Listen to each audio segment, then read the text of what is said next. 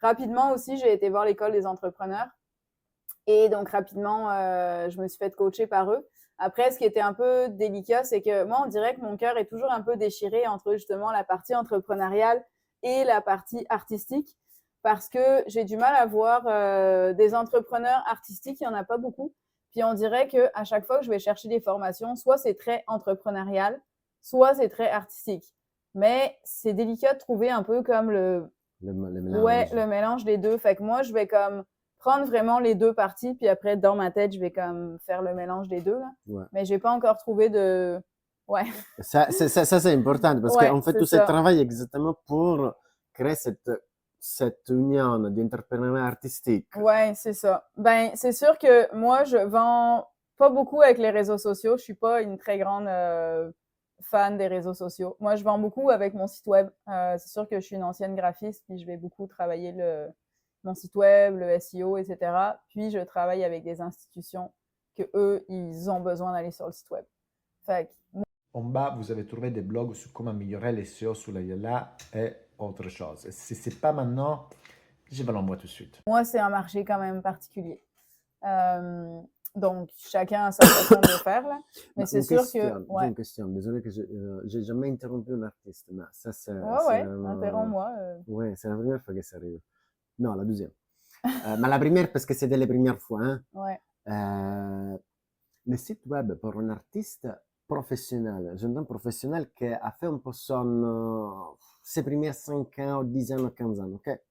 Et qui a créé son show. Ouais. Ça peut être un musicien, ça peut être un artiste de cirque, ça peut être un peintre, un illustrateur, donc a créé son produit artistique. Ouais. Combien c'est important à ce moment avoir un site web pour collaborer avec les institutions et vendre? Ouais. Ben, tu sais, il y a avoir un site web, puis comment il est référencé aussi.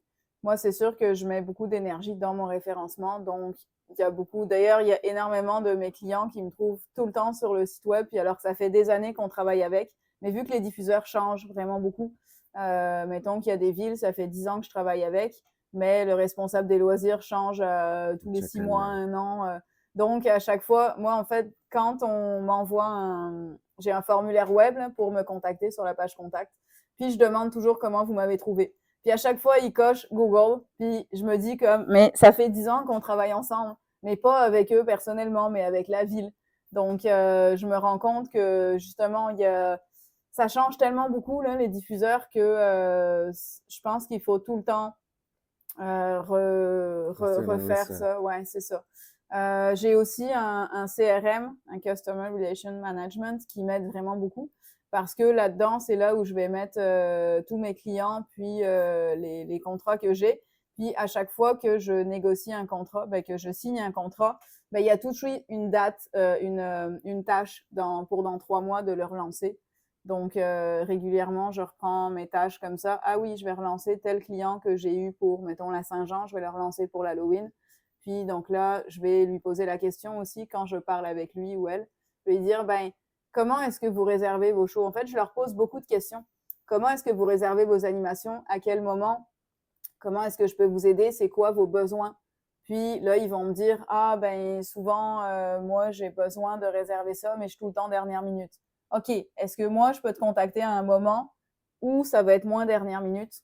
Puis je me rends compte que c'est beaucoup comme ça que je vais un peu plus contrôler aussi comment mon cash flow un peu, puis mon flow de réservation. C'est que plutôt que d'attendre la dernière minute que la personne te contacte, ben, c'est d'être proactif puis de dire, ben, OK, moi, là, mettons, là, j'ai déjà Halloween puis Noël qui s'en vient, fait que je suis déjà en train de booker ça, puis de réfléchir. Moi, je veux pas, un mois d'avance, je veux plus avoir à booker des contrats parce que c'est trop stressant, là. Donc, je vais aller voir déjà toutes les municipalités qui me réservaient les autres années, puis déjà au mois de février ou mars, leur dire comme, bon, alors vous, votre Halloween et Noël, ça ressemble à quoi? Avez-vous une thématique? Est-ce que je vous propose quelque chose? Déjà, février, tu Ouais, bookes pour Noël. ouais.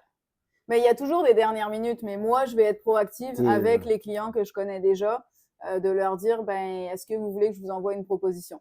Puis après ça les engage à rien. Mais c'est juste que eux, ils ont ça, puis ils ont justement un peu l'histoire de la boîte de sushis que je disais, là, c'est tout pré-mâché. C'est comme, écoute, moi, je te le dis qu'en février, Ok, je maintenant t'envoie je quelque comprends chose. l'exemple de la boîte de sushi. Ouais,